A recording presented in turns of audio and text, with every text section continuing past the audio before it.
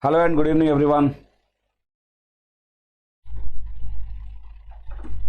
I welcome you all to Unacademy, India's largest e-learning platform.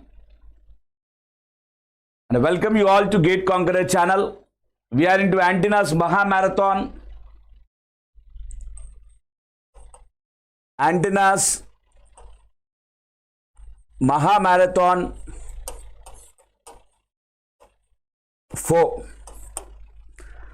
In this particular session, we will be discussing on some special types of antenna arrays, and we'll start the concepts of the seven sisters. We'll move on with the first question.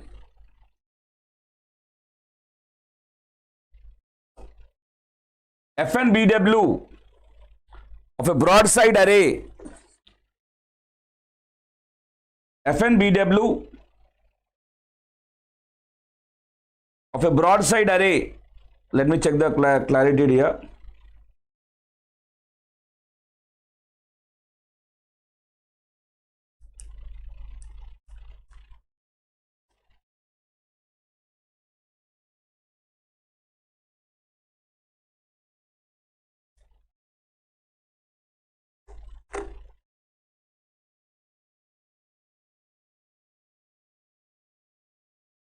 Let me check for the clarity.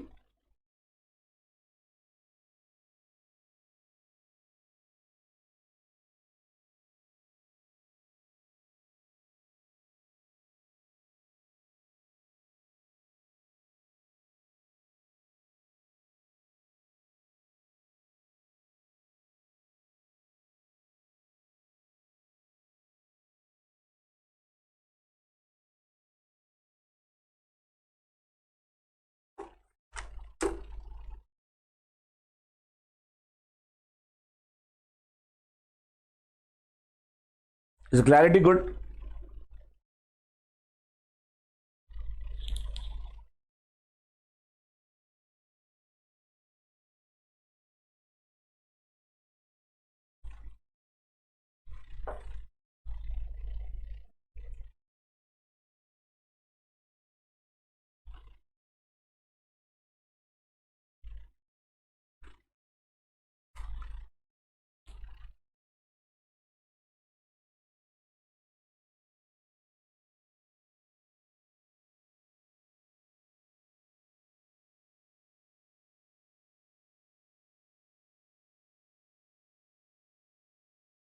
Yeah.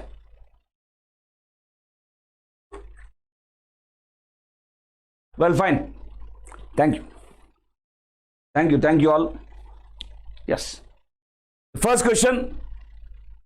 FNBW of a broadside array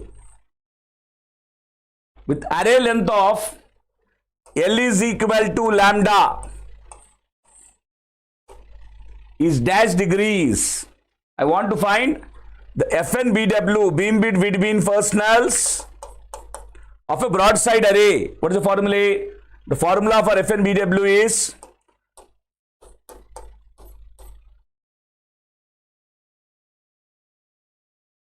two by L by lambda. Is 2 by L by lambda. So this is 2 by, given L is equal to lambda, they both cancel out. This is 2 radian. 1 radian is 57.3 degrees, 2 radian 114.6 degrees. Therefore, option B is the answer. Is that clear? Everyone, is that clear? 1 radian is 57.3 degrees, 2 radian. Yes, the voice is clear. Fine. Thank you, dear. Thank you. Next question. Half power beam width of a broadside array with array length L is equal to lambda. Given that L is equal to lambda is a length, you want half power beam width. We know half power beam width is FNBW by 2. Therefore, half power beam width is given by, for a broadside array, half power beam width is given by 1 by L by lambda radian. Given that L is lambda, therefore this is 1 radian. The value is in degrees, 1 radian, 57.3 degrees. Therefore, option A is the answer. We'll go for the next question. FNBW of a broadside array. The given array is a broadside array. FNBW of a broadside array. FNBW of a broadside array with length L is equal to 10 lambda. What is the formula, dear? What is the formula for broadside array FNBW? 2 by L by lambda radian, because FNBW is a measure of plane angle. Given L is 10 lambda, 2 by 10 lambda by lambda radian, 2 by 10.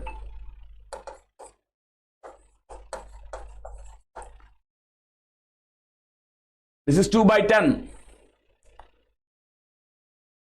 which is 1 by 5 radian. 1 by 5 radian.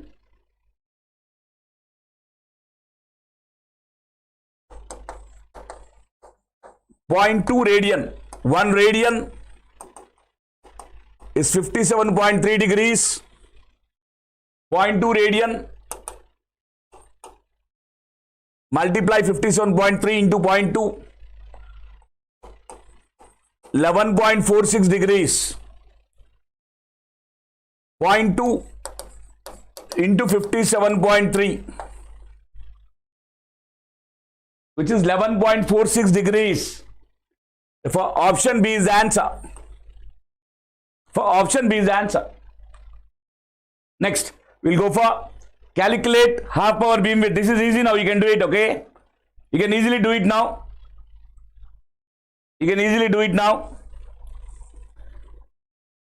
Half power beam width of a broadside array with array length of L is 10 lambda.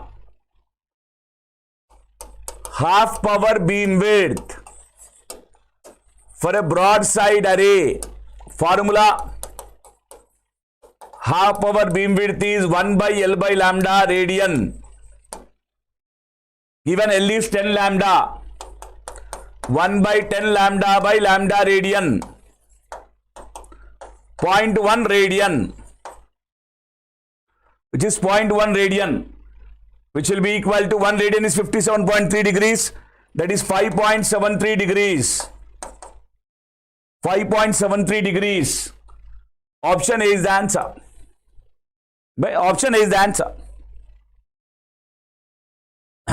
Clear? Next one.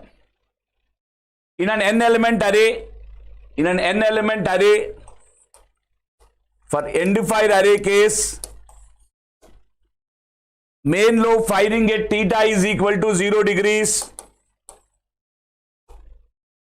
Then the progressive phase shift alpha is dash. How to find this, dear? Very simple. The total phase difference formula, psi is equal to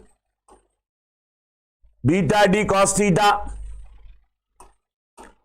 plus alpha. Given theta is 0, for maximum radiation, what is the value of psi, dear? For maximum radiation, how much is the value of psi? For maximum radiation, the value of psi is 0. The value of psi is 0. Substituting 0 is equal to beta d cos theta plus alpha. Given theta is 0, alpha is equal to minus beta d cos theta. Given theta value is 0, cos 0 is 1. Alpha is equal to minus beta d. Alpha is equal to minus beta d. Option B is the answer. Very simple question, but once you know the formula, it looks very simple. Otherwise, very difficult. Next question. In an n element array, for n-defined array case, n element array for a n-defined array case, if the progressive phase shift is given as beta d, then find the value of theta. How to find? Psi is equal to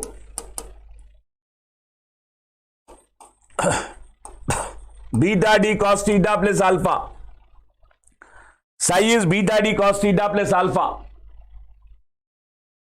Given for maximum radiation, the value of psi is 0. If 0 is equal to beta d cos theta plus alpha. Alpha is minus beta d cos theta. Given that alpha value is beta d, substituting beta d is minus beta d cos theta. Cos theta is equal to minus 1. Thereby theta is 180 degrees. Theta is 180 degrees. Therefore option B is the answer. Thereby option B is the answer. Is that clear?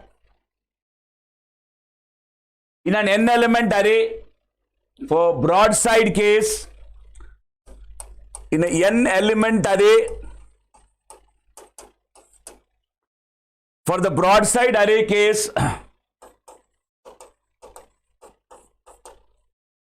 Fn BW is given by, what's the formula?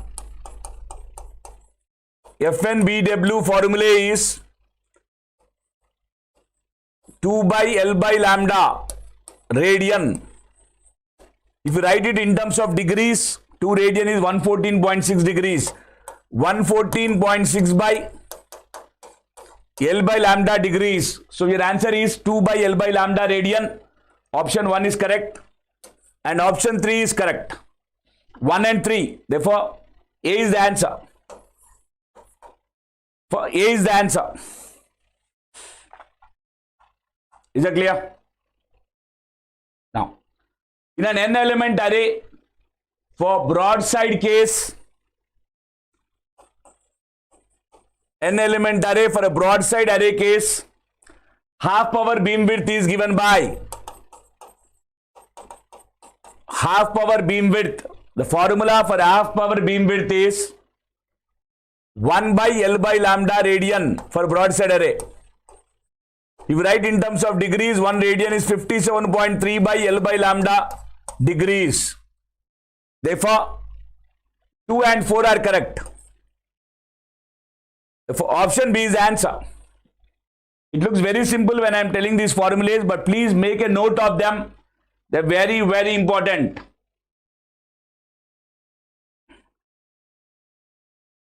Please make a note of them, dear. Next. In an n element array, for n-defined array case, Fn BW is given by Fn BW for a n-defined array case, formula is 2 into under root of 2 by L by lambda radian, which is 114.6 into under root of 2 by L by lambda degrees. Therefore, the correct answer is 2 into under root of 2 by L by lambda radian, or 114.6 into under root of 2 by L by lambda degree. 1 and 3 are correct answers. Therefore, option A is the answer. Is that clear? Now, in an n element array, for n-defined array case, half power beam width is given by, for a n-defined array case, half power beam width formula is under root of 2 by L by lambda, which is half of Fn BW. In terms of degrees, it is 57.3 into under root of 2 by L by lambda degrees. Therefore, the formula is under root of 2 by L by lambda radian, or 57.3 into under root of 2 by L by lambda degree. 2 and 4. Therefore, option B is the answer. Option B is the answer. Is that clear? Please make a note of all these formulas, dear. Now try to solve this. Try to solve this, dear.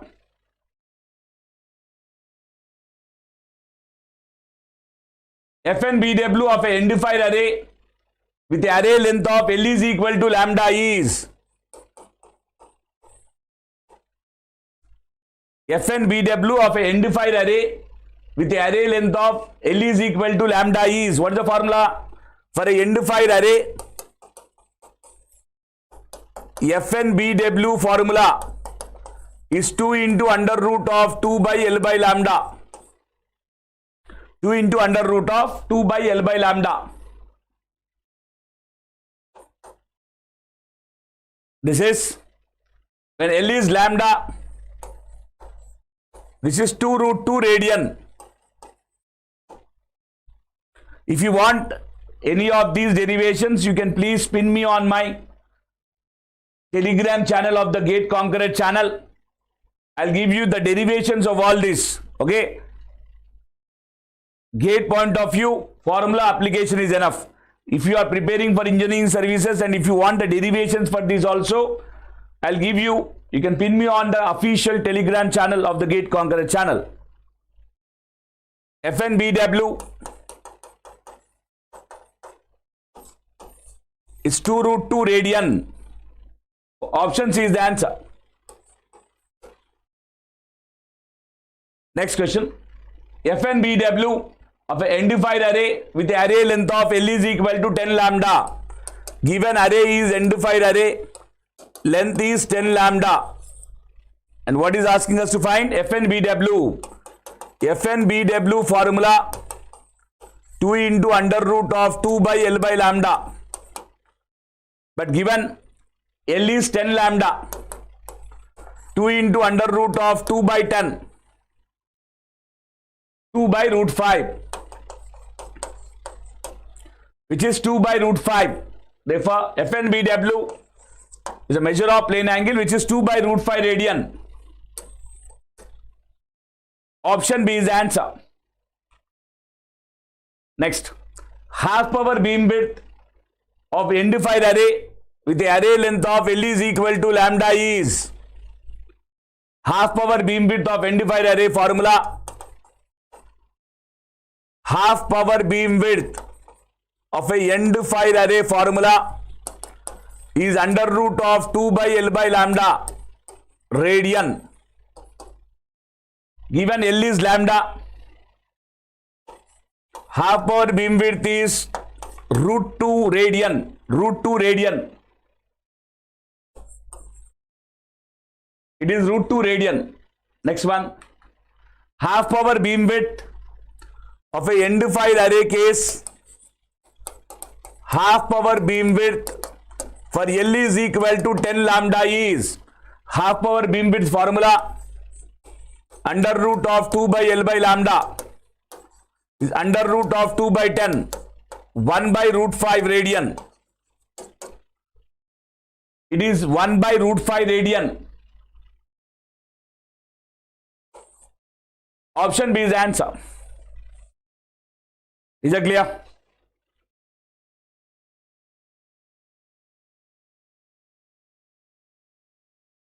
One by root 5 radian. Next. Now we'll move on to the special kind of arrays called binomial arrays. Binomial arrays. Binomial array is a special case because why binomial arrays are special? Let us see. Up to now, we have discussed two kinds of arrays. Broadside array and end-file array. How is the current fate here? In broadside array, of course, broadside array and end-file array, they look alike geometrically or physically. They differ in the current fed. Already we have discussed in the previous marathon about this, am I right? So end-file array and broadside array, they both look alike. They are similar arrays. but they differ in the way you feed the current. In broadside array, how you feed this? Anyone? In broadside array, we feed the current with equal amplitude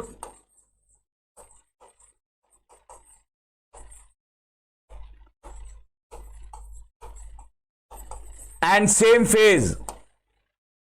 This is broadside array. In end fire array, what we do?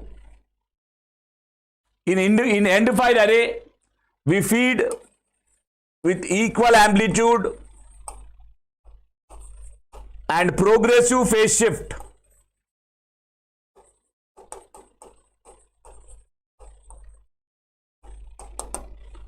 If you compare both broadside array and end fire array very clearly, one thing is common, that in both these arrays, we feed with equal amplitude. Now, if you take a broadside array,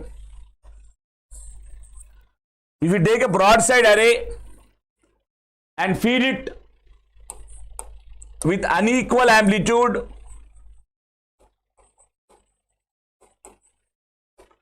then you call these kind of arrays is called as binomial array. Is that clear? Binomial array means broadside array, structure is broadside array, which is fed with current of unequal amplitude and of course same phase.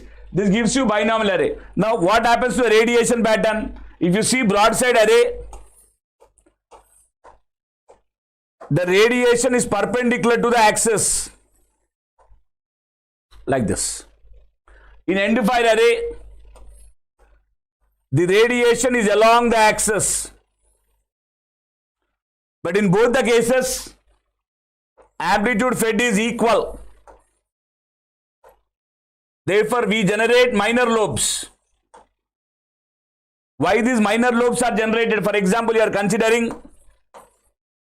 5-element array. In broadside array or in end fire array, what we are doing is we are feeding equal amount of current. That means the current with which the center radiator is radiating is the same with which the last radiator is also excited. Because of this pattern, this, as I am giving equal amount of current to the corner radiators also, which will lead to side lobes actually. But what is the problem in having side lobes? When you are having side lobes and you are going for applications like radar, what happens is, if you go for a radar, the radar will send a signal to find whether there is an object or not. If there is an object, then you get a different frequency, understanding that there is an object at particular distance. You use the Doppler effect there. Now, by using that, you will understand where is the object. Now, the antenna that you are using in this radar, if it is having side lobes, then what happens you see here? If it is having side lobes like this, and there is no object here, object or obstacle or enemy fighter pilot, anything is there here. Now, here I had removed that object and the enemy fighter pilot is here. The fighter plane is here, which is not actually in the direction of our path. We can easily avoid, but because of the side lobes, this side lobe is detecting this as an object and sending the signal back. Now, the one who is operating this flight will think that on his path there is the enemy flight which is trying to attack us, but it is not the case. This is called false detection. This is called false detection. Radar has falsely detected an object which is not in line. Because of this, so many problems will occur, because you are not targeting your enemy radar properly here. You are not targeting your enemy flight properly here. Why this is happening? This is happening because of these side lobes. If you want to avoid this, you must not have any side lobe. You must not have any side lobes. If you don't want to have any side lobes, the center radiator of the array must be fed with more current than the corner radiators, then it will avoid the side lobes. Such an array is a binomial array. Such an array is the binomial array. Now if you see here, in a binomial array we feed unequal amplitude. The unequal amplitude is fed in such a way that the center radiator is fed with more current. The corners are fed with less current, progressively decreasing. From center to corner, if you go, the current must decrease. If you employ this kind of thing, then there won't be any side lobes. Only main lobe will be there. Now you may get a doubt. Sir, if that is the case, then always I employ this. Every time I try to employ this only. That I don't use my other broadside or end-fire arrays. Always I like to prefer binomial array only. But the problem is, beam area will increase. Beam area increasing means directivity is 4 pi by omega A. Beam area is increasing in binomial arrays, means directivity will decrease. If directivity is not an issue for you, you can happily go for binomial arrays. And one more thing, if tracking kind of applications, this broadside array or end-fire arrays will not be suitable because they are having side lobes. What is the advantage of broadside array or end-fire array? It has less beam area. It has less beam area. It has more directivity. Other than applications like tracking or radar, in other applications it will be very much useful. Now there is a compromise between the having side lobes or not having side lobes, or higher directivity or less directivity. Based on the application, you must choose your array. Is that clear? It's a very beautiful concept about comparison of arrays. In the previous session, we went for the basics of arrays. Now slowly I am trying to improve towards the application point of arrays. So that is a binomial array. So a binomial array is a broadside array with unequal amplitude.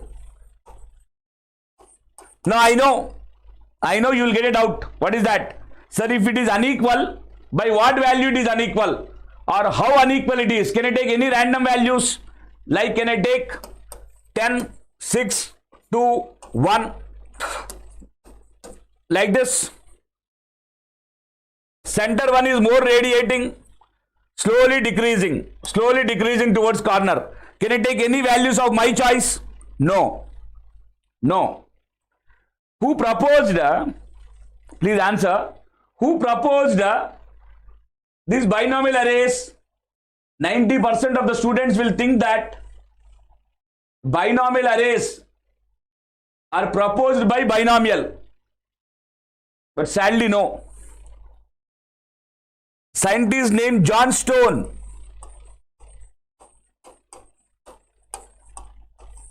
proposed binomial arrays in 1929.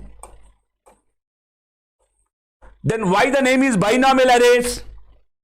Because what John Stone told is, if you feed the radiators of an array with equal amplitude of current, the corner radiators which are fed with equal amplitude of current will result in side lobes. If you want to avoid this condition, you must feed more at the center and less at the corners.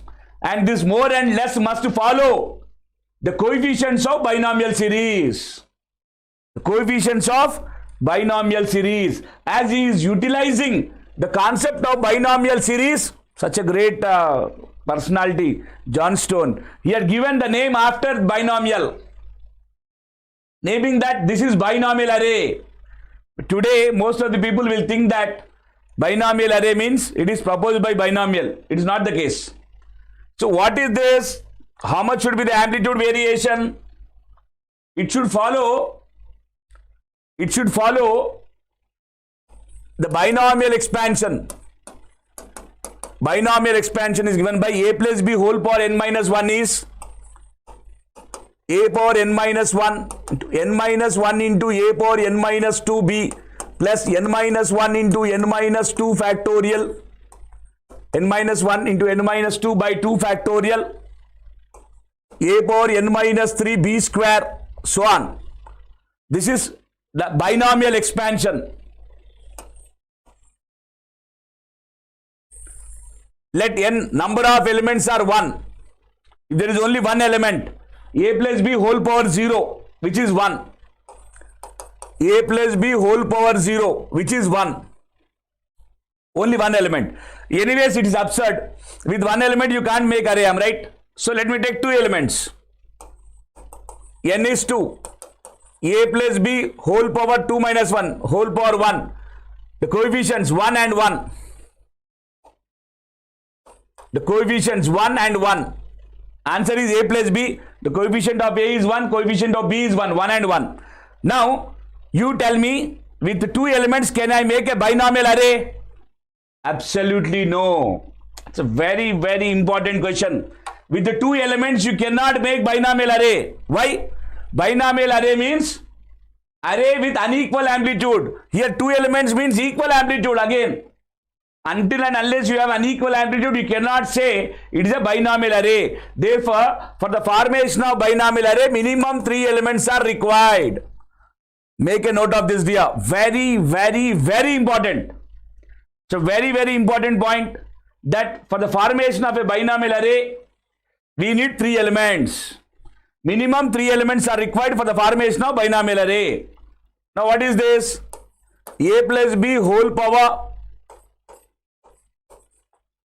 2, a plus b whole square, expansion a square plus 2ab plus b square, coefficients 1, 2, 1. Similarly, n is 4, a plus b whole cube, which is a cube plus 3a square b plus 3ab square plus b cube. Coefficients 1, 3, 3, 1. Up to which you can also write, I can also write. After this, I can't write. You can write. N is 5. A plus b whole power 4. Frankly speaking, I don't know. If you want to know, a plus b whole square into a plus b whole square, you do a square plus 2ab plus b square into a square plus b square, a square plus 2ab plus b square. If you do, you will get that expansion. You try it out at home, okay? So what you get now? That we don't know. So how to do this? We can easily do it by Pascal triangle. I'll tell you the coefficients directly without expansion. These are the coefficients 1, 4, 6, 4, 1. 5 elements. How do I got that? This triangle that I am forming here is called Pascal triangle. The coefficients of binomial series follows Pascal triangle. What is Pascal triangle? I'll explain. N is 1. Just write 1. N is 2. Write this 1 on both sides. N is 3. 1, 1 plus 1, 2 and 1. Drop the 1 on both sides. N is 4. 1, 1 plus 2, 3, 2 plus 1, 3 and 1. Drop the 1. N is 5. 1, 1 plus 3, 4, 3 plus 3, 6, 3 plus 1, 4 and drop the 1. From this I got 1, 4, 6, 4, 1. Similarly, for any higher number also, very easily within very quick time you can find it. N is 6. 1, 5, 10, 10, 5, 1. You can see here at the center you have more current. As you move to the corner, it is decreasing. But it should decrease in an order prescribed by Pascal triangle or prescribed by coefficients of binomial series. That is what Johnstone is telling you. If you do it in that way, then there won't be any side lobes. It will be useful for tracking purpose. Is that clear? Now very easy, you can solve it very easily. Let us go for the questions one by one now. Let us go for the questions one by one. In binomial arrays, we feed the radiators with dash amplitude of current. In binomial arrays, we feed the radiators with dash amplitude of current, equal, unequal, both, none. Up to now we have discussed all the theory regarding the binomial arrays. Then answering this is a very simple thing. Am I right? In binomial arrays, what we have? Unequal amplitude of current. Correct. Option B is answer. Binomial array is an extension of what? I explained, binomial array is an extension of broadside array. Broadside array with unequal amplitude, non-uniform amplitude is called binomial array. Already I explained you just before. Am I right? Binomial arrays are proposed by. Now here, if I had not explained the theory, 99% of the students will write binomial. But it is not the case. It is John Stone. Option C is the answer. The amplitude of current fed to the radiators of a n is equal to 5 binomial array. N is 5. Just now I told you, 1, 1, 1, 1, 2, 1, 1, 3, 3, 1, 1, 4, 6, 4, 1. How much time I took? 5 to 6 seconds. Done. N is 1, N is 2, N is 3, N is 4, N is 5. Done. 1, 4, 6, 4, 1. 1, 4, 6, 4, 1. Option C is the answer. That's the magic of concept. If you know the concept, it will not take much time to solve the questions, dear. Clear?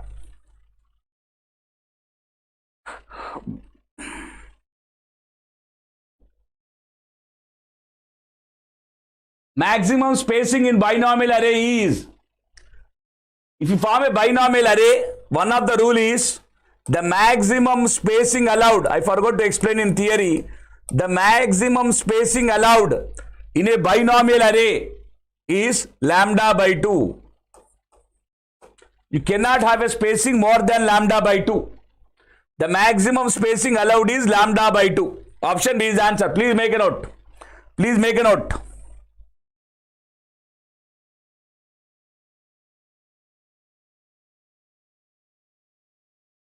Please make a note here.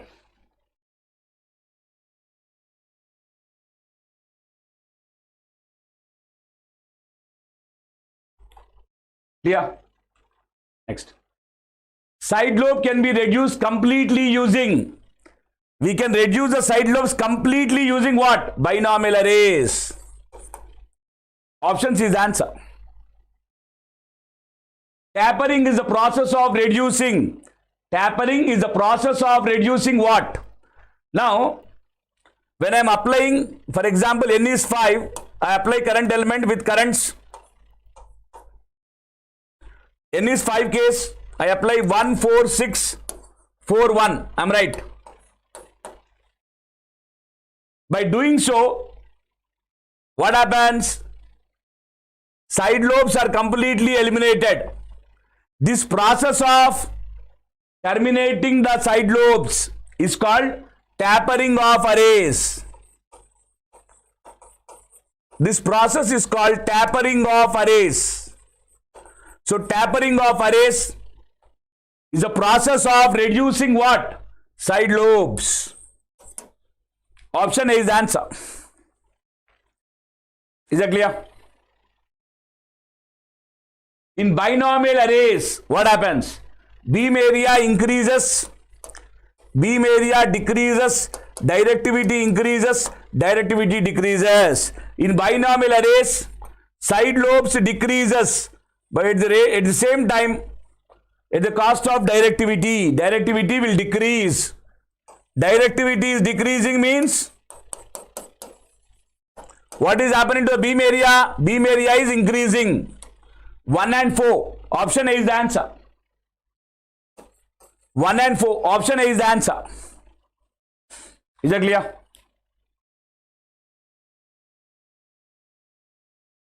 Next. In radar applications, we use dash, broadside array, end-fire array, binomial array, all. As you know, for radar applications or tracking applications, we should have no side lobes. We should have no side lobes. This no side lobes concept is valid for only binomial arrays. Therefore, option C is the answer. In Hanson-Woodyard proposed array, what happens to directivity? What happens to directivity? In an end-fire array, if you want to fire a theta is equal to 0 degrees, see here, in an end fire array, if you want to fire a theta is equal to 0 degrees, calculate psi is equal to beta d cos theta plus alpha. If you want to find a theta is 0, for maximum radiation psi is 0, the phase difference 0 is beta d cos theta plus alpha. Alpha is minus beta d cos theta. If you want to find a theta is 0, how much should be my progressive phase shift? Alpha must be minus beta d. This is for a end fire array. But what Hansen and Woodyard has done is, Hansen and Woodyard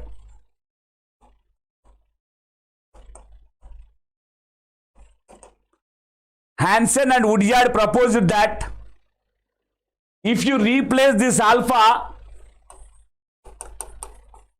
which is alpha is minus beta d, by alpha is minus beta d minus pi by n, instead of maintaining a progressive phase shift of alpha is equal to minus beta d, if you maintain alpha is equal to minus beta d minus pi by n, where n is number of elements,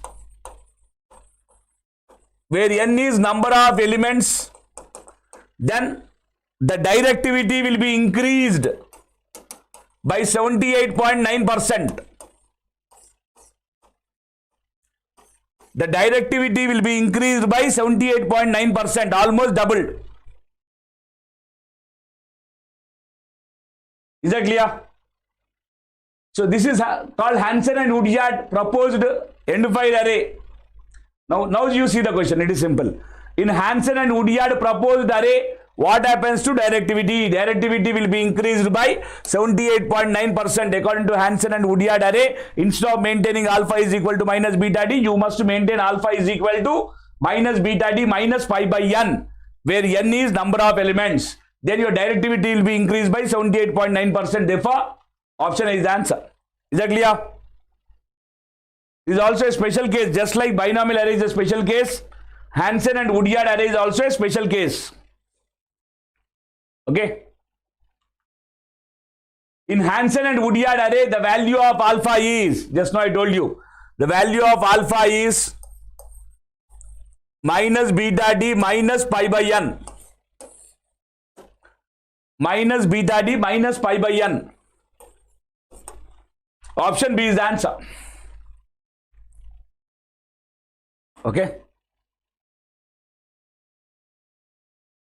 Folded dipole antenna offers dash input impedance.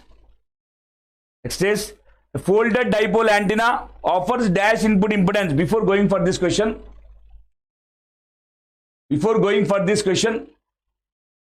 up to here, the concept of arrays, in the previous session also I had explained about arrays, and I told you that in this session I'll explain you special arrays. So we went for special arrays, namely binomial array and Hansen and Woodyard array. Binomial array is an extension. Sorry dear.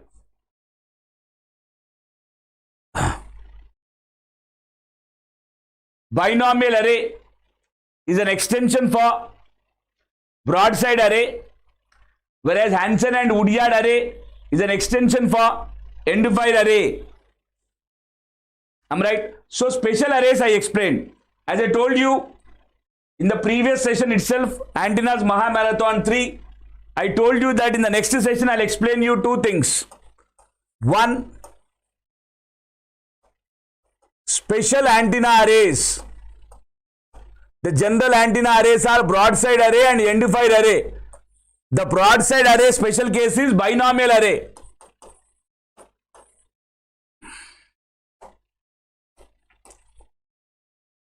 Is binomial array.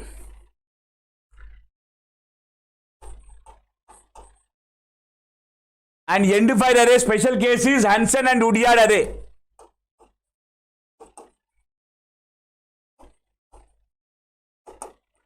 So we have discussed about the special antenna arrays. What is left out? We are started with basics, radiation parameters, gain, directivity, antenna efficiency, radiation resistance. All these radiation parameters we had seen one by one. Then we had explained about monopole antennas, dipole antennas, antenna arrays, broadside array, end-fire array, special arrays like binomial array, Hansen-Woodyard array. Now we are in a position to start the seven sisters. What are the seven sisters? The seven sisters antennas are folded dipole antenna,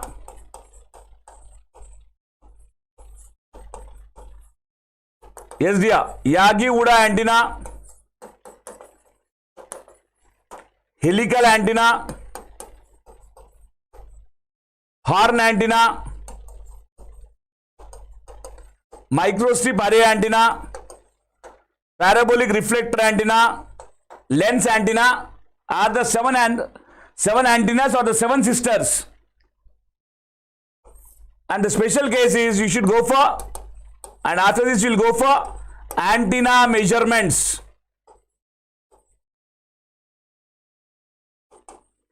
Which will complete the series of antennas.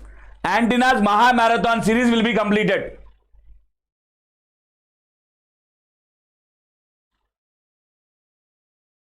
Once you do this, your antennas Maha Marathon series will be done.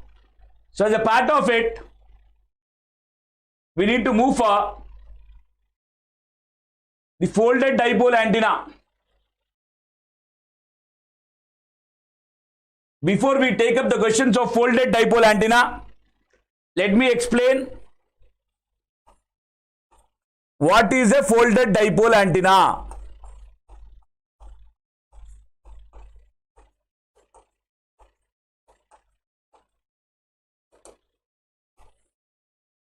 What is a folded dipole antenna? You know dipole antenna, some right? What is a dipole antenna? A dipole antenna is one where you have two poles like this. Let's call it dipole. And if each of the pole is having length of lambda by 4, then you call it as a half wave dipole antenna. If you are using it as a transmitting antenna, the radiation resistance of half wave dipole is 73 ohm. If you are using it as a receiving antenna, the input impedance of the half wave dipole is 73 ohm. This is from the property of duality of antennas. Already I had explained in the previous sessions. Okay. Now this is about half wave dipole antenna. Then what is a folded dipole antenna? In a folded dipole antenna, we will have two half wave dipoles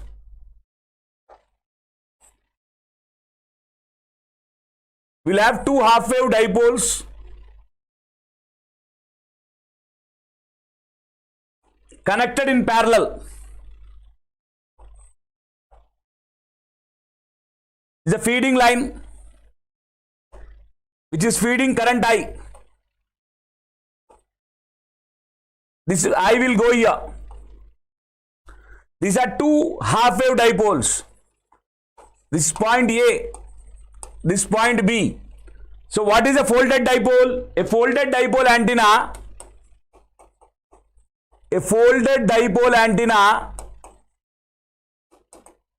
is two half wave dipoles in parallel. Two half wave dipoles in parallel. Out of these two half wave dipoles, one half wave dipole is center fed. This length is lambda by 2.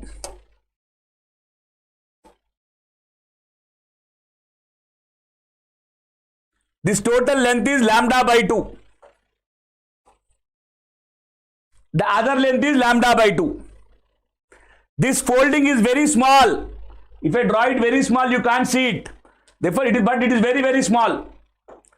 And these are connected in parallel to indicate that I give a grounding like this.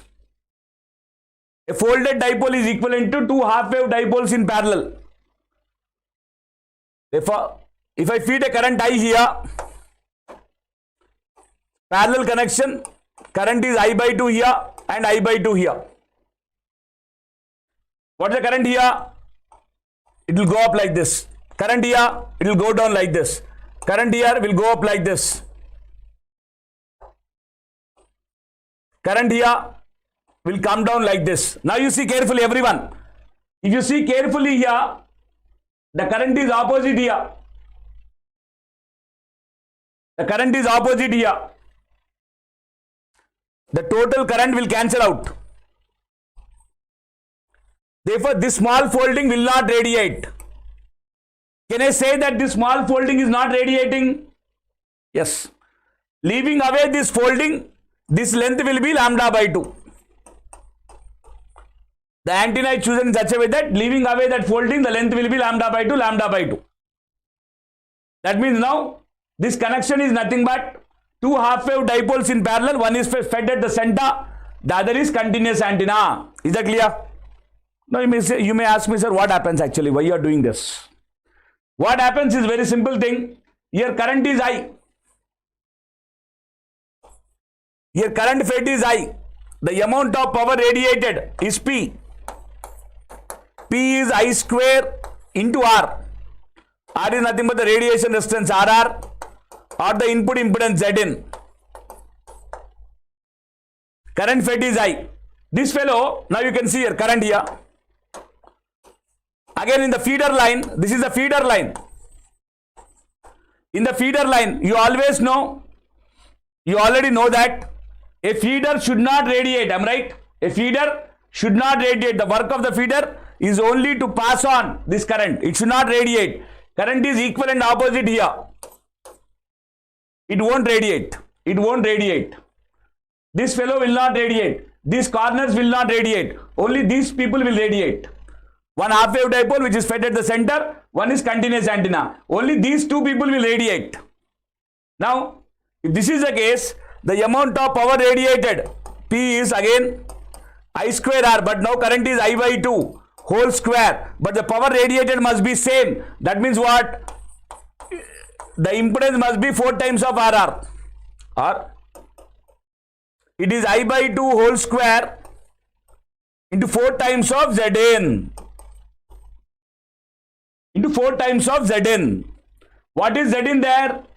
The input impedance of a half-wave dipole, 73 ohm standard. Now you tell me, what is the effective input impedance of this folded dipole? The effective input impedance of the folded dipole.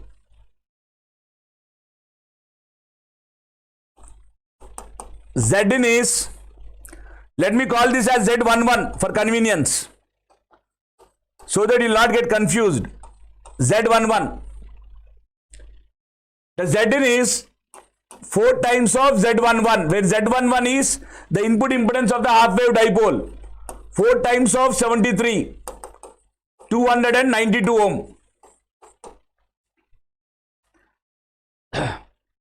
A folded dipole offers 292 ohms. So what is the conclusion? A folded dipole will offer high input impedance. It offers high input impedance. That's the first case. Okay? Now, listen carefully.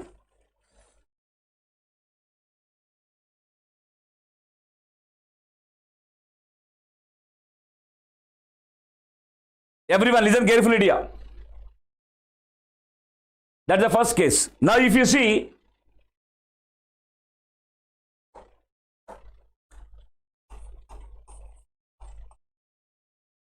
if I take a folded dipole, if I consider a folded dipole, the Zn value is 292 ohm, which you got it as 4 times of 73 ohm, which is 2 square times of 73. Equivalently I am writing. That's for folded dipole. Now if you take a tripole, what happens? If you take a tripole, a folded tripole, what happens?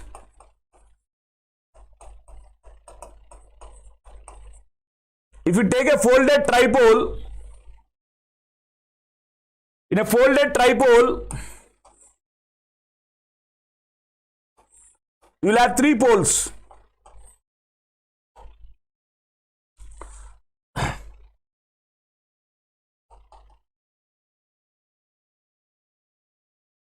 If you take a folded tripole, you have three poles.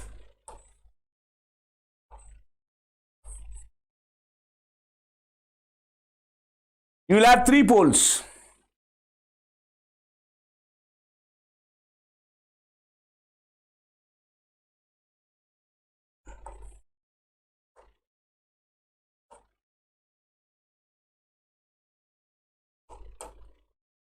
Representing like this.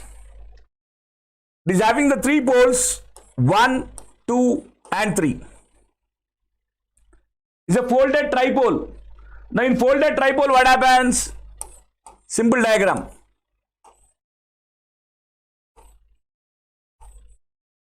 Three half-wave dipoles in parallel. Total current fed is I. Coming out is I. In each arm, I by 3, I by 3, I by 3. Power is same P. I by 3 whole square 9 times of Z11. Therefore, for folded tripole, Zin will become 9 times of 73, which is 657 ohm. Which is 657 ohm. Therefore,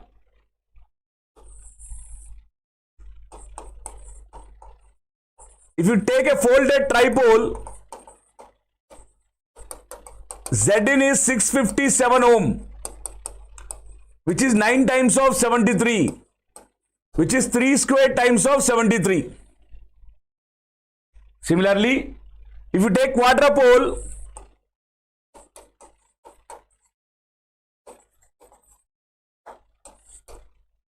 Zin is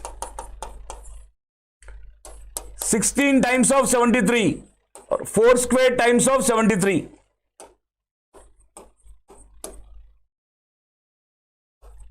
Four square times of 73. If you take a pentapole,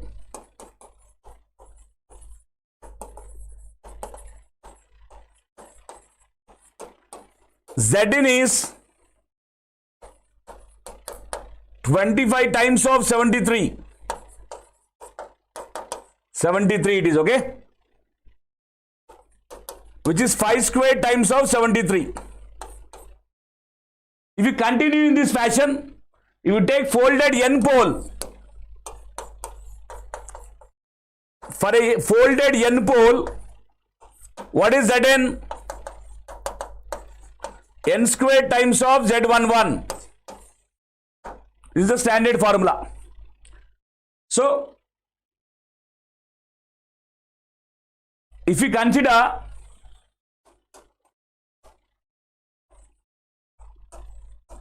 a folded N pole antenna, then Zin is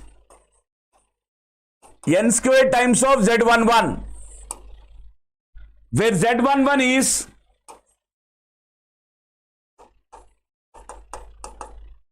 input impedance of half wave dipole, which is 73 ohm. This is for folded N pole. But here the common thing is, when you are considering this, the common thing is we are considering the diameter to be same. Here the diameter is D1, here the diameter is D2. Means here the radius is N1, here the radius is N2. This is for equal radii case. By default, we are considering equal radii case. Therefore, for folded N pole with equal radii, with equal radii. That's the formula. Now, I have a problem with this. What is that? For example, I want 73 ohm matching. Always the feed line and the antenna should match. If I'm having a 73 ohm cable, then I'll use a half wave dipole. Half wave dipole input impedance is also 73 ohm. Matching will happen.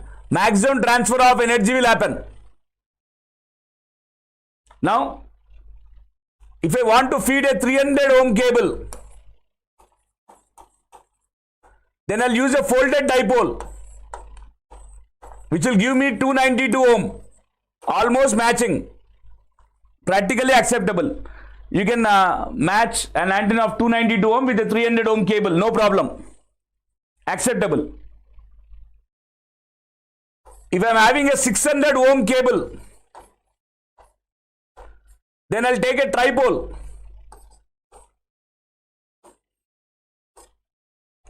Which will offer 657 ohm. Matching is possible. In these cases, matching is possible. But my problem is, if I am having a cable with 150 ohm, now what you will do? If I take a half wave dipole, 73 ohm, matching will not happen. If I take folded dipole, 300 ohm approximately, 150 ohm, half of it, matching is not happening. Then what I should do? For this, the solution is, you must use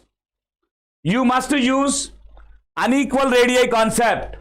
If you are using a folded dipole with unequal radii,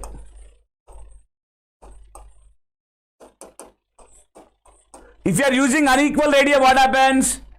The diameters will change. D1, D2 are not equal. If the diameters will change, what happens? The amount of current flowing will change. If the amount of current flowing will change, what happens? The resistance will change. If the resistance of each arm is changing, the overall resistance will change. So, you can achieve any impedance you want. You can customize the impedance that you want basing on the change of radius. That's the logic. So, logic here is, if I am using unequal radii,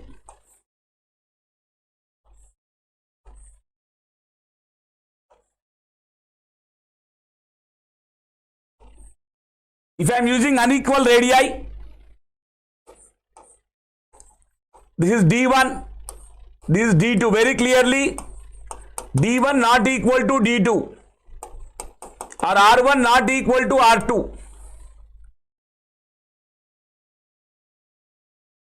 Then you can achieve any impedance you want. How to calculate it? Zin is 1 plus R2 by R1 whole square of Z11. This is a formula. And 1 plus R2 by R1 whole square is called impedance transformation ratio. This is called impedance transformation ratio. Let us see how it works. For unequal radii, Zin is 1 plus R2 by R1 whole square of Z11. Let us see whether it will work or not. For example, I want to check it for equal radii. Equal radii means R1 is equal to R2. Then Zin will become 2 square times of Z11, 4 times of Z11, 4 times of 73, 292 ohm. Perfect. It is valid for equal radii also. Okay. So now the generalized formula is Zin is 1 plus R2 by R1 whole square of Z11. Now let R2 is 2 times of R1, not equal. R2 is 2 times of R1. What happens? Let us see. When R2 is, first case, when R2 is 2 times of R1, Z in is replace R2 by 2 times of R1. 1 plus 2 whole square. 3 square of Z11. 9 times of Z11. 657 ohm. It means what? R2 is equal to 2 times of R1. Is acting like folded dipole with equal radii for n is equal to 3 case. See here. N is 3 case. N is equal to 3 case. 9 times of 73. 3 square times of 73. Who is acting? R2 is equal to 2 times of R1. Similarly,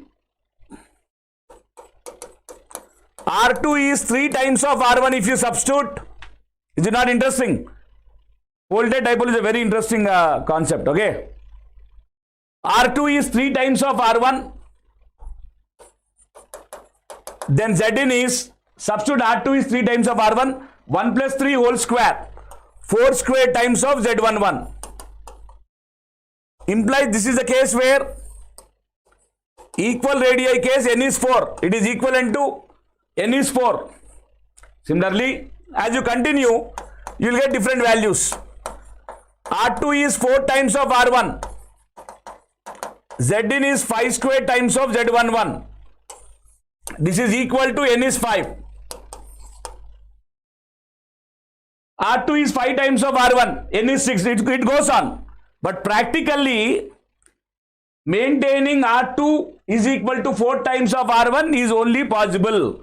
More than that, manufacturing problem will be there because R2 will become very wider when compared to R1. So such design will become very difficult to design. Therefore, they stop at R2 is equal to 4 times of R1 only. And what is the reverse ratio? Minimum concept. R2 minimum is R2 is 1 by 4 times of R1. This is the minimum value. That's the maximum value. So R2 value is between R1 1 by 4 times of R1 to 4 times of R1. This is the limit. This is the limit. Remember.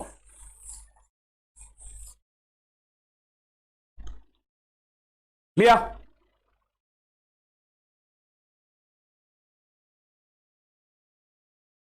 This is the limit here. So R2 is between R1 by 4 to 4 times of R1. That is for unequal radii. That's for unequal radii. Therefore,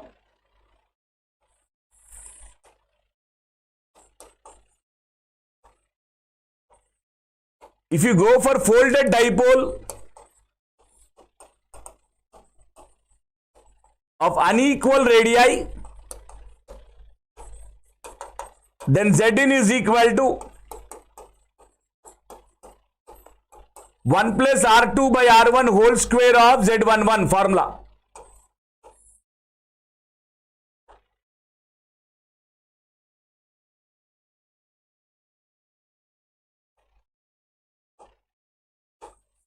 Okay? And this 1 plus R2 by R1 whole square is called impedance transformation ratio. Is called impedance transformation ratio. Now, if you consider spacing also into consideration, this is first case, this is second case, third case.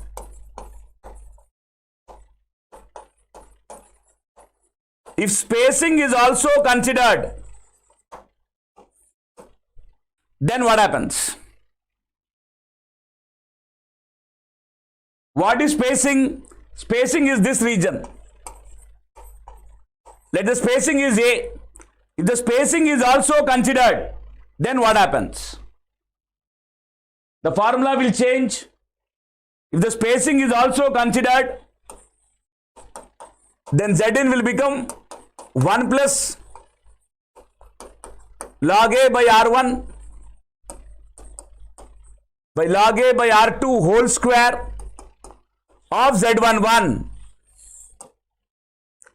This 1 plus log A by R1 by log A by R2 whole square is called impedance transformation ratio. Here, when spacing is also considered. very important concept. Impedance transformation ratio. Okay. This is when spacing is also considered. And a folded dipole antenna, a folded dipole acts as impedance compensation circuit.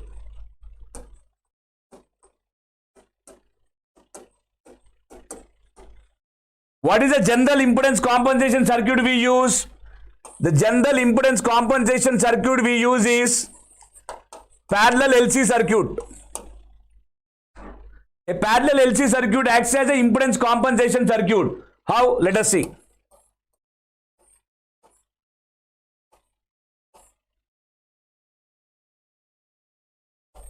It's a parallel LC circuit. At resonant frequency,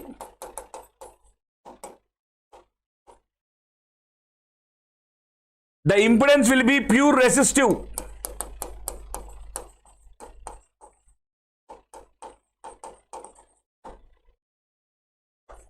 Below resonant frequency, the impedance will be inductive. Above resonant frequency, the impedance is capacitive. This for a parallel LC circuit, and a folded dipole will act as a inbuilt parallel LC circuit. It has an inbuilt parallel LC circuit behavior. Why? Because for any given antenna, this for a parallel LC concept. This for parallel LC, and for the antenna, for any given antenna, at resonant frequency,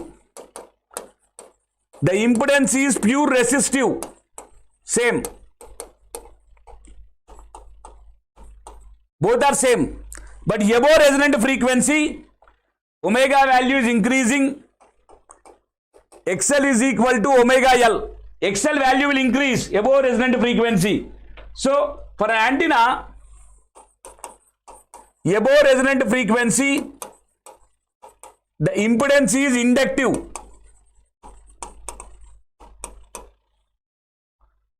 Or the reactance component is inductive. To compensate this fellow should have capacitive. Yes, it is having capacitive, therefore it is compensating. Similarly, below resonant frequency, Xc is 1 by omega c. Below resonant frequency, omega is decreasing, Xc increases. The impedance that it gives you is capacitive, or the reactance component is capacitive antenna. And the compensation circuit we should give you inductive. Yes, opposite. That means what? If you have this compensation circuit, we can tune an antenna over a band of frequency. That means it can act as a wideband antenna. A folded dipole antenna is by default a wideband antenna. Because it is having bandwidth compensation circuit, it can be operated over a wide band of frequencies. Therefore, it is called a wideband antenna. It acts as a bandwidth compensation circuit. A folded dipole antenna is a wideband antenna.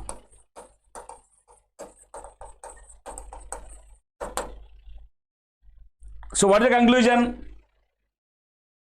A folded dipole antenna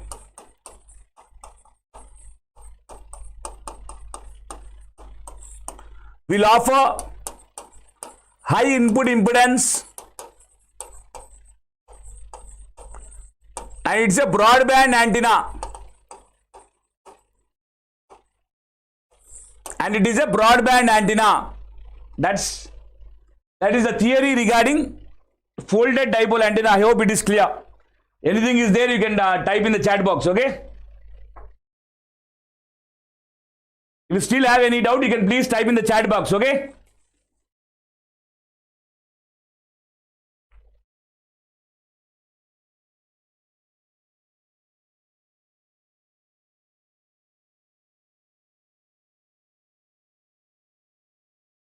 Is that clear? So that's the theory regarding folded dipole antenna. Now you can answer it like anything. That's the first of the seven sisters. The first of the seven sisters is done. Folded dipole antenna offers dash input impedance. It offers high input impedance. Option A is answer. Input impedance of folded dipole antenna is 2 poles. 2 square of 73. 4 times of 73. We had calculated 292 ohm. Input impedance of a n-fold dipole antenna is, radius is not mentioned, means by default equal radius, n square times of 73. Already we have discussed. N square times of 73. Option B is answer. Half wave dipole antenna is a dash antenna. Folded dipole antenna is a wide band antenna. Whereas a half wave dipole antenna operation depends on the lambda value. It is a narrow band antenna.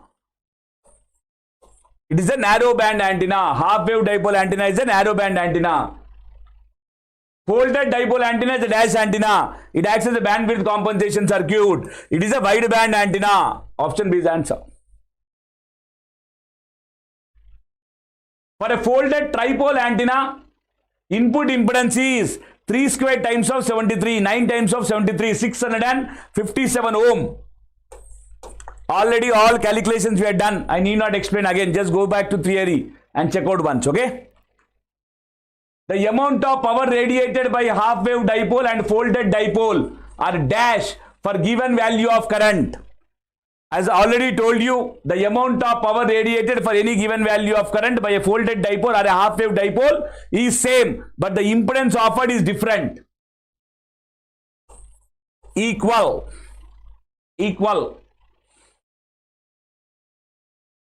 If a 10 amp current is fed to a folded tripole,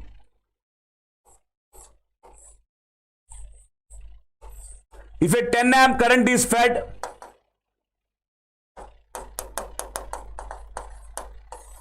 to a folded tripole, then the amount of current in each pole is, if I feed I, in each pole you have I by 3 and I by 3. I am feeding 10, for it will be 10 by 3, simple 3.33 amp. It must be 3.33 amp, am I right? A folded dipole of unequal radii is considered, R2 is equal to 2 times of R1 is chosen. A folded dipole with unequal radii is considered, R2 value is chosen as 2 times of R1. Then the input impedance is, what is the formula? Already we know. Zin is equal to 1 plus R2 by R1 whole square of Z11. R2 is 2 times of R1 is chosen. Already in theory I explained you very clearly. 2 times of R1, this is 3 square times of 73. 9 times of 73 or 657 ohm. Without calculation also we can tell. How? How we can tell without calculation? Without calculation you can tell directly by what concept? R2 is 2 times of R1. Means what? It is equal to N is 3. It is equal to N is 3 concept. For N is 3, input impedance is 3 square times of 73, 9 times of 73, which is 657 ohm. 657 ohm. Directly you can tell. Okay.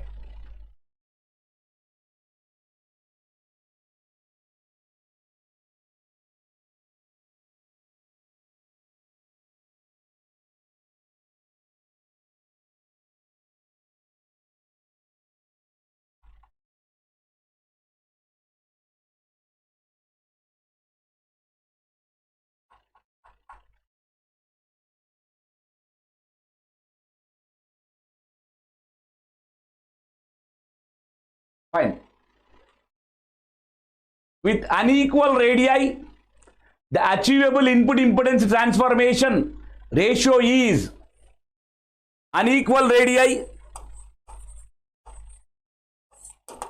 We know with unequal radii, R2 value is 1 by 4 R1 times to 4 times of R1.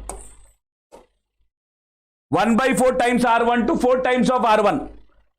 When it is 1 by 4 times of R1, Zin is equal to 1 plus R2 by R1 whole square times of Z11.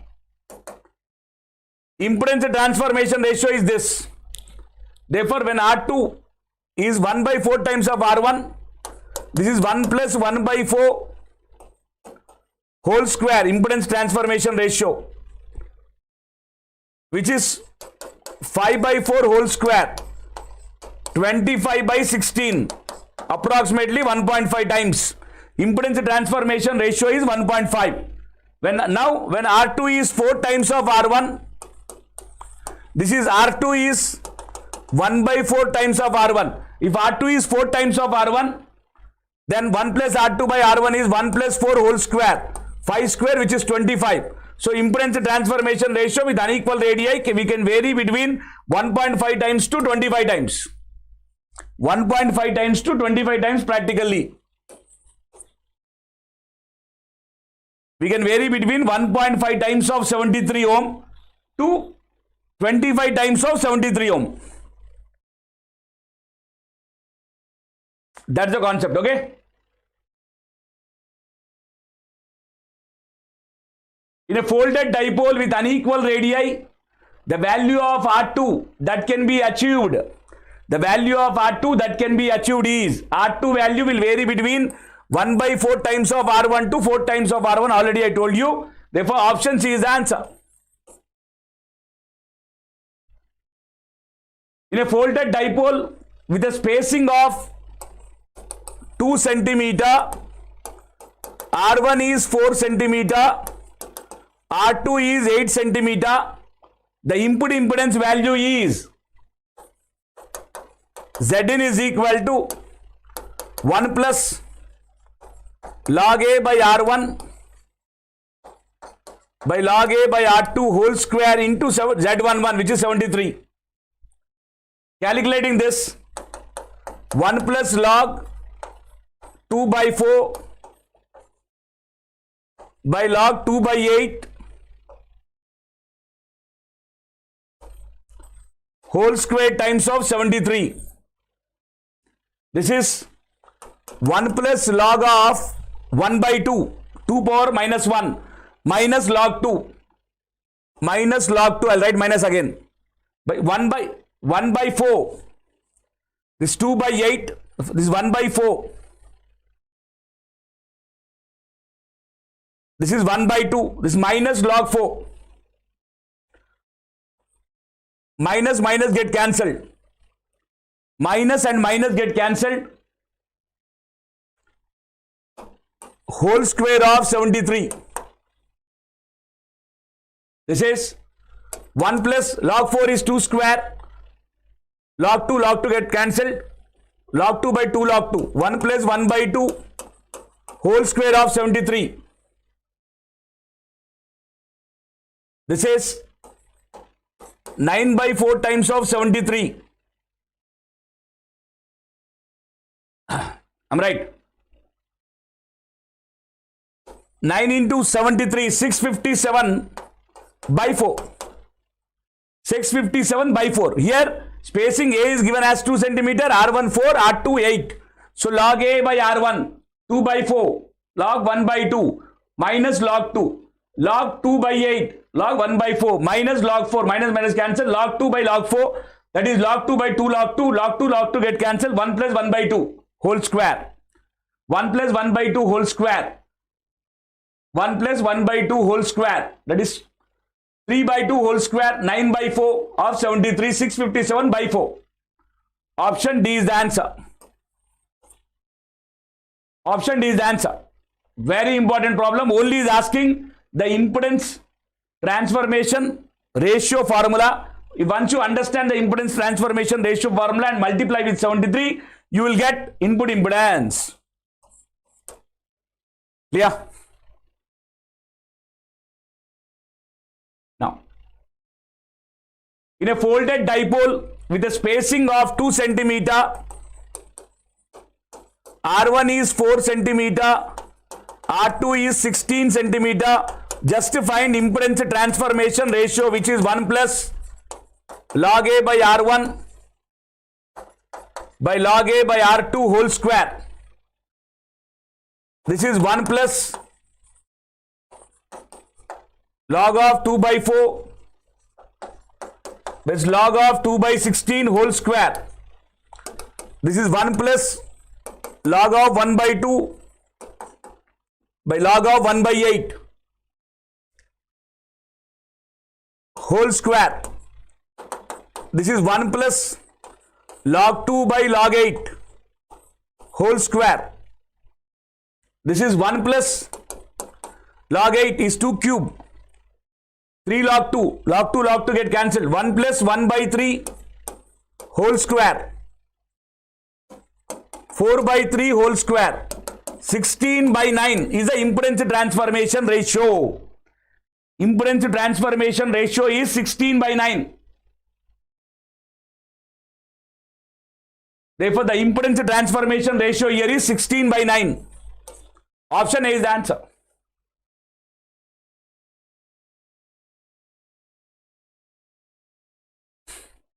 Option A is the answer. A folded dipole with unequal radii, R2 is equal to 3 times of R1. We'll have input impedance equal to input impedance of a folded dipole with equal radii of dash elements. Already we are done in theory. R2 is 3 times of R1 is n is 4. R2 is 3 times of R1 means n is 4. No need to calculate. Already I explained in theory. Go through the theory. Option B is the answer.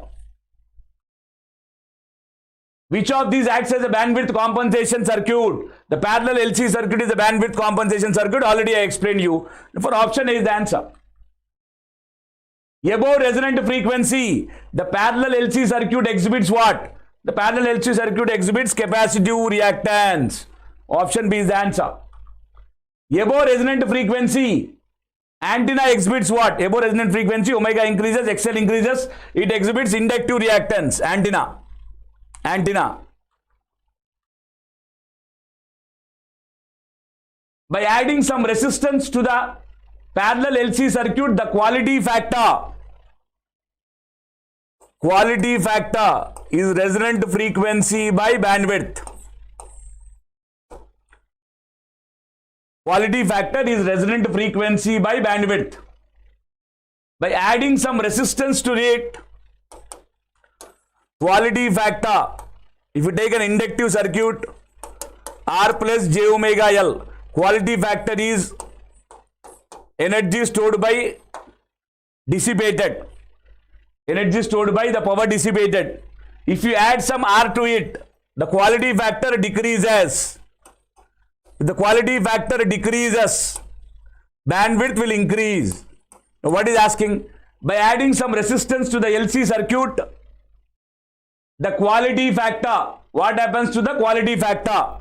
By adding some resistance here, the quality factor will decrease and thereby bandwidth will increase. It is a method of increasing bandwidth. But in the process of increasing of bandwidth, what happens to quality factor? It decreases. If you add some resistance to it, quality factor decreases and thereby bandwidth increases. Question is about quality factor. Therefore, by adding resistance, quality factor decreases. Option B is the answer.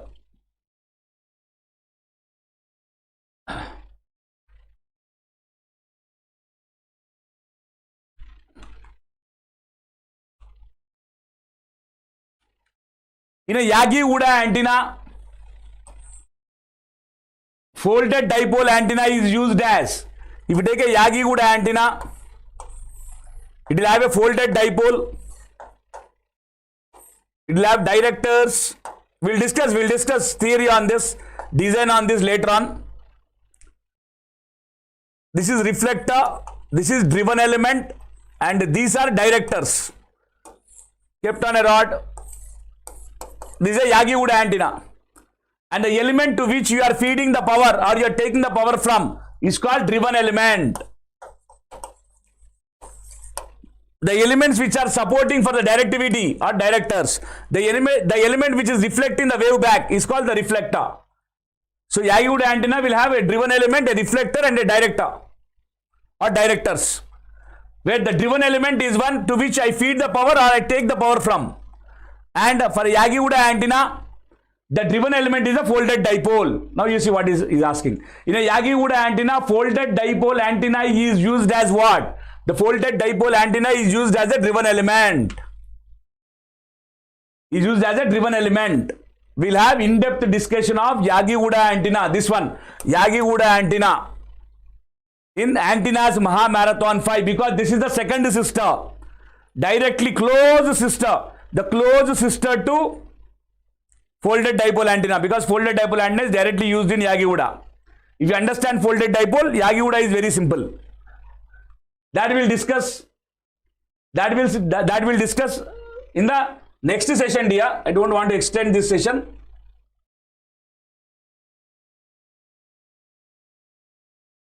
We'll discuss that in the next session.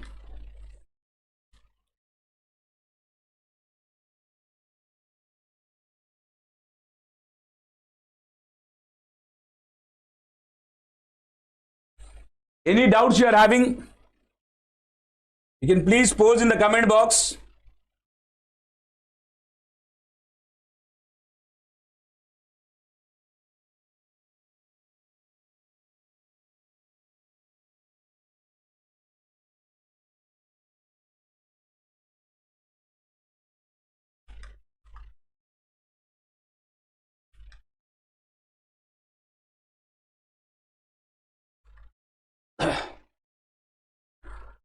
Myself, I am GC Reddy. I have 12 plus years of teaching experience in teaching, guiding and mentoring GATE and ESC aspirants.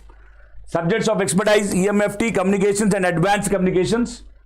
And if you are a serious aspirant, I recommend you to consider a plus subscription or iconic subscription. In the case, you can use my code GCR10. And also for all the free initiatives, you can use my code GCR10. And for the paid initiative, you can use my code to get extra 10% off. The paid initiatives by the Unacademy are two types: plus subscription and iconic subscription. In a plus subscription, you got to get the FaceTime of legendary faculties in the form of live classes, crash courses, weekly test. For every 3 live classes, you will get 1 doubt solving session. It will be explained in both Hindi and English, and you have rank improvement batches. All this in plus subscription. In an iconic subscription, you will get all the features of the plus subscription, on that you get a personal coach.